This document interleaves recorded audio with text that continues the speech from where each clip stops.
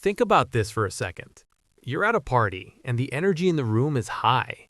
Every guy there is glued to the TV, screaming about a referee's call like it's a life or death situation. But then there's you. You're in the kitchen, actually having a real conversation with a woman.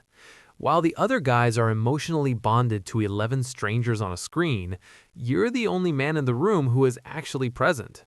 Most people think not caring about sports makes a man less masculine, but the psychology says something else entirely. In a world where men are often checked out because of their hobbies, a man who doesn't obsess over sports has a psychological edge that most women find incredibly refreshing. Today, we're going to look at why your brain is wired differently and why that might be your biggest advantage in a relationship. First, meet the identity-independent man.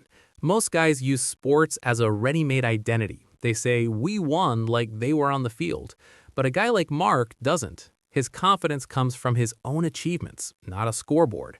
Women love this. While other men are in a bad mood for days because their team lost, Mark stays steady. That emotional stability is a massive green flag. Then there's high-value attention. Women are tired of competing with the TV for a man's time. A man who skips the game has what psychologists call attention allocation. He doesn't waste hours tracking stats, he directs that energy toward his goals and his partner. He's the guy who actually notices her needs because his mind isn't stuck in a stadium. Next is empathy calibration. Fans drain their mirror neurons on strangers. They're emotionally empty when they get home. A man who skips the game keeps his emotional cup full for his woman and his kids. He isn't cold, he's just selective. He spends his energy on the people who actually love him back. Finally, the nonconformist advantage.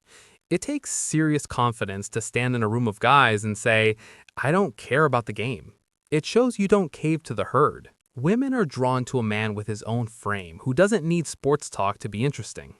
Not caring about sports doesn't make you soft. It means you're the protagonist of your own story.